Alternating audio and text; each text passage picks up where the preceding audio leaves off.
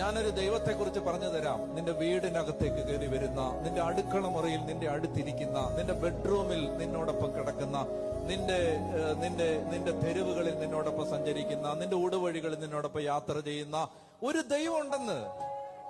അങ്ങനെ ദൈവമുണ്ട്. അതായത് നമ്മുടെ അതാ പറഞ്ഞ യുഗാന്തം വരെ എന്നും ഞാൻ നിങ്ങളുടെ കൂടെ.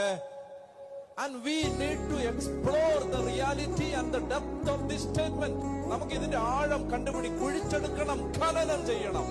നമ്മൾ ഈ ഖനനം ചെയ്തെടുക്കണം ഇതിന്റെ ആഴം. അതായത് എന്റെ കൂടെ വരാന്നൊരു ദൈവം പറഞ്ഞു.